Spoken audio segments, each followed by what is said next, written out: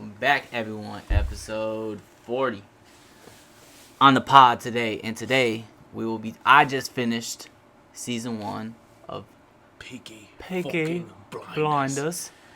And obviously, I got a little bit of way to go. Contrail, have you seen it all? I've seen everything. Come on now. So this is our Peaky Blinders expert. I'm getting there. But we're going to be giving y'all a season 1 recap, review, reaction, all that, For anyone who wants to get into Peaky Blinders, this is your message from above. I'm not, not me, but you're watching this video for a reason. Yes. Watch this. Watch the show, bro. Because it is fire. The way you introduced it to me was like it's power, but it's British. Yeah, it is based off the 1800s, so it's different. 1900s. Or the early 1900s. Yeah, I think 1919. Yeah, so super early in the 1900s, and it's just dope, bro. Like the whole aspect of it, by order of the Peaky fucking Blinders. One thing you told me, you were talking about the villain, and I really like Winston Churchill as a villain. So the dude that the detective Inspector Campbell. Yeah, Inspector Campbell. I love his voice. He don't even talk like that in real life. That's an accent. He just acted, bro. He don't even talk like that. Man. Yes, bro. I would have assumed he was British. And just assumed he talked like that. Yeah. Wow. Yeah. He does have a British accent, but it's not that strong. Yeah, his shit is strong as hell. No, but because Winston Churchill was the prime minister of England, that's a real historical character. So it's making it much more realistic. And yeah, Inspector Campbell, he a dope villain. Yeah, he a great antagonist. One thing I don't understand is why did he think this shorty would accept his proposal? that is one of the things I want to talk about too. Marry me, Grace. Bro, what? Bro. And she was like, "You deserve better." Shorty, you deserve better. You 30 and he 60. Yeah, bro. That is completely. He's your boss. Yeah, that is so weird. Why would he even do that? I think he's just so jealous of Tommy. He's like, bro, we can't have everything. Come on now, bro. That is just insane. Then he just watching them have sex. Just watching that man devious as hell. He just up there looking at that. I'm like, bro, man, it's not you, bro. It's not gonna be you. Made him have to go hit up a prostitute. No, for real, bro. That is crazy work, man. I cannot believe watching them have sex is crazy. Yes, bro. That is come on now. The second I see that, bro, I'm walking away. I'm not continuing. Yeah, no way am I sitting there watching that shit. But I want to talk about Tommy. Thomas Shelby. One of the smartest TV characters I've ever seen. One of them ones. Yes, bro. He's a genius, bro. He reads, bro. I don't think you've seen this yet. They ain't introduced it yet, but he goes to the library, he reads and stuff. You might see it later on in the other season, but he's a dope character, man. Super smart, very well calculated person, And I remember when Inspector Campbell was messing with the blinders, having people going inside their buildings looking for those weapons.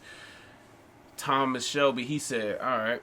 He started burning pictures of the king, and then told the news reporter to report that shit. And then Inspector Campbell he took a meeting with him. He said, "Hey, if you keep fucking with the blinders, bro, I'm going to give those guns to the IRA and just ruin everything Winston Churchill has been working towards." And he was like, "All right, fuck it." So that's just to show you how well calculated he is, bro. And so he did that little stunt where he had to start burning everything or burning picture of the king, and then Inspector Campbell, he gets a call from Winston Churchill.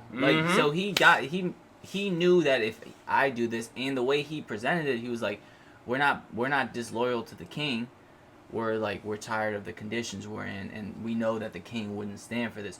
Worded it perfectly when talking to the reporter. Yeah. And obviously he has connections with the reporter, so he's like, put it out exactly how I say it. He's able to create a big enough commotion that Winston Churchill getting this call, and he's like, Inspector Campbell, what are you doing? Now Inspector Campbell's like, okay, I really can't mess with this dude like this because he's one of them ones. It'll really get like that for his ass. It's crazy, bro. I remember when Billy Kimber. Do you fuck Yeah. with him? he walked inside. He said, "Which one of yous is Shelby?" Everybody was looking around. He said, "Bow!" He let off a round. He said, "I said, which one of yous is Shelby?" Then Tommy come in. He said, "Everybody go home." Everybody got him out of there, bro. As soon as one man, bro, just say one thing, everybody listen, bro. They run the city. They really run the city, bro. City. Like, for real. So then they sit down, pouring a drink. He said, "All right, which one of yous am I talking to?" And so Arthur was like, "Well, I'm the oldest."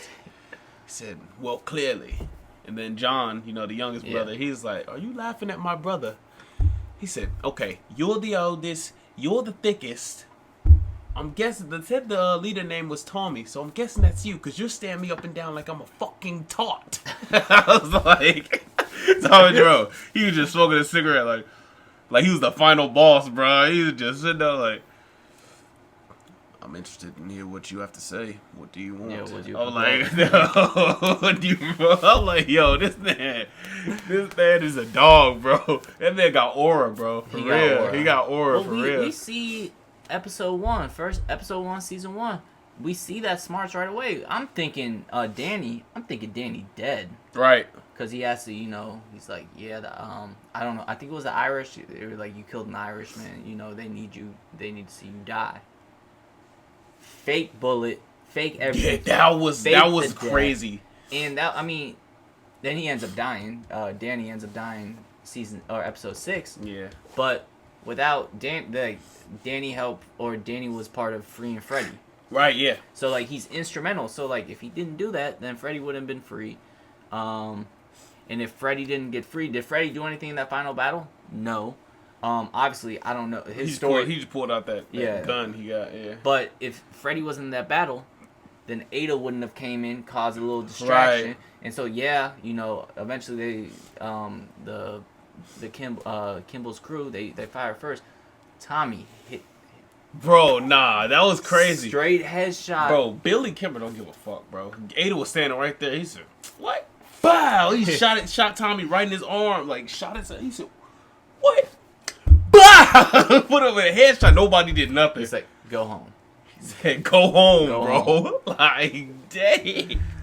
Bro, the way he got shot, he said, it said, he had a motherfucking brain aneurysm or something. His shit went right through his shit. I'm like, Tommy got a shot on him, boy. He got a shot, and I really like it. How they show us, when he's sleeping, he got these war flashbacks. Cause that really makes him who he is. Cause and Polly was like, "Yeah, he ain't been the same since he came back." Well, clearly he'd be having nightmares, and that's what a lot of soldiers be saying. So I appreciate the historical, right, connections, because that PTSD really makes him who he is. That makes him the mob boss that he is, that we're seeing.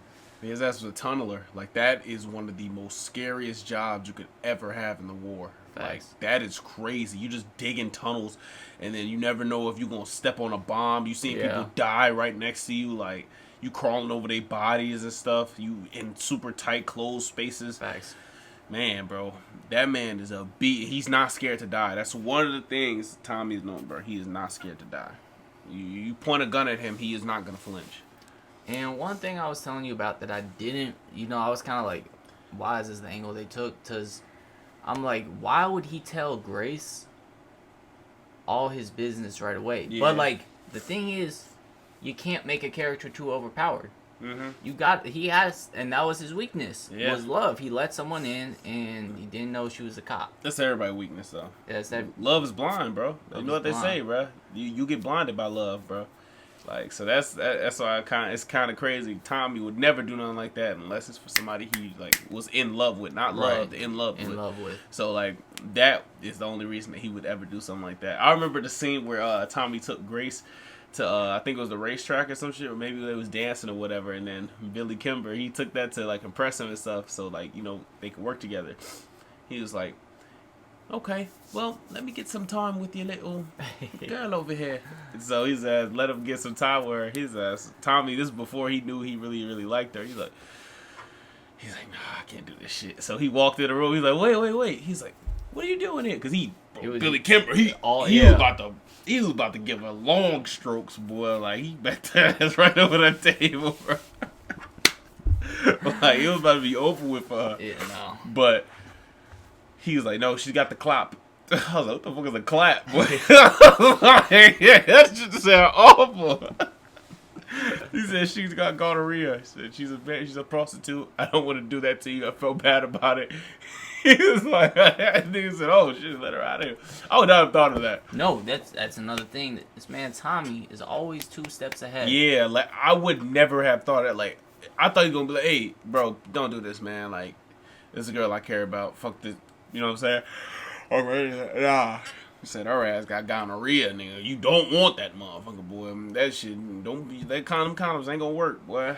It's 1910. I don't even know if condoms was around back then. They had probably put goddamn Ziploc bags over their shit. Yeah, like a little wood container or something. Yeah, motherfucking Ziploc bag with a rubber band. They said, come on, let's get it. Like, speaking of that, this man, John, really tried to marry the prostitute, the local prostitute, bro. She was talking with Tommy, right? And Tommy was like, so the past is the past. She was like, yeah, the past is the past. He's like, all right, let's do it for one more time. And she was like, okay, Tommy, where are we finna go? And he was like, well, clearly the past isn't the past. He was like, bro, she's going, bro. Yeah, she's going. He said, bro, like, you just gotta do it just to show your homie, like, just to show him, just to show your brother, like, dude, she's a thought. Let me show you. Let me show you. Since you don't believe me, since you won't take my word because for you it. blinded by love, bro. Man was really about to marry her, bro. Ended up doing that, so he's like, all right. But think about it again. Tommy, stopped that. But because he stopped that, then he got on the good side with the Lees. Because John married the Lees. Esme, yeah. Esme. Facts. Esme. So he always at least in season 1, his action was always perfectly calculated. Yep. Played into the bigger picture. He just trying to expand, bro. And like I would give that season on a scale of 10, I'd give it an 8.7. I thought it was a really good season. Like I really appreciated it. I enjoyed it. And I'm really wondering where they finna take it next. Because wait, you ain't gotta tell me. You ain't gotta spoil it. But from what it looks like, the final scene, Inspector Campbell kills Grace. Oh yeah, that is a crazy final scene, bro. And there's no way she survives that. Yeah. So, but I'm like, I feel like she finna be back. It's crazy. He was flipping a coin whether he want to, go with her or not, and then you just heard that. Bah! It's crazy. Season 2, you ain't gonna expect what happened. You ain't gonna expect it at all. Merch. So you're not gonna expect what happens, bro. I'll tell you that, and that's why season 2 gonna be so raw. What's your favorite season? Oh man, maybe like, I don't know, maybe like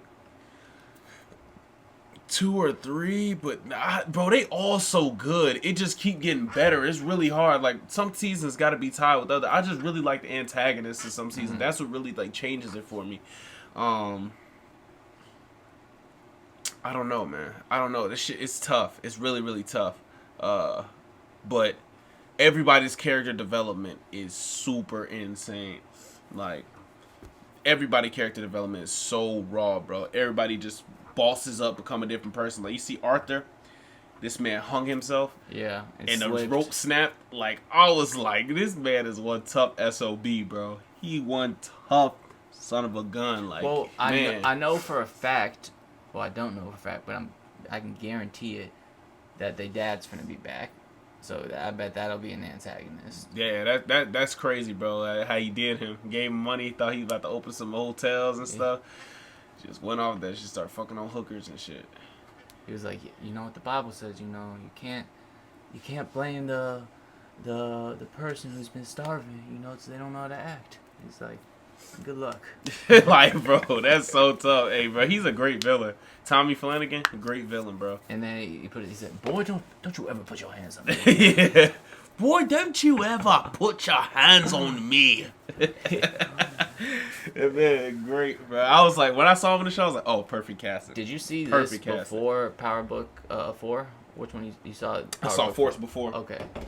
So when I saw him, I was like, oh yeah, no way he's in this, no way. Nah, he's a perfect casting, and cause like he Irish and so obviously he can give you that European accent. Facts. He a fire actor. Yeah, man. But I'm excited for the next couple seasons. Yeah, I man. will listen. My goal for myself is to finish the season a week. You know, I got this one done in a week. I'm gonna 6 get the next episodes, one. Ain't nothing. It Ain't nothing too crazy. You know, ain't nothing but a little bit of straightening. Ain't nothing, bro. This gonna be fire, bro. I'm excited, man. Nah, excited. A little Especially once you start getting deeper, like once you get like season 3, it's like, oh yeah, you really hit it now. Well, and you told me they're dropping a movie. Yeah, they're dropping a movie, man. So it's gonna be fire. I wonder when it's coming out.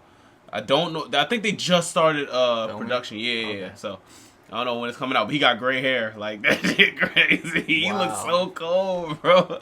He look cold as hell, bro. So that join us on this journey, this Peaky Blinders journey. At least my journey, because he already caught up. But I'm gonna catch up. But nah, we gonna see y'all in the next one. You know. Bye bye.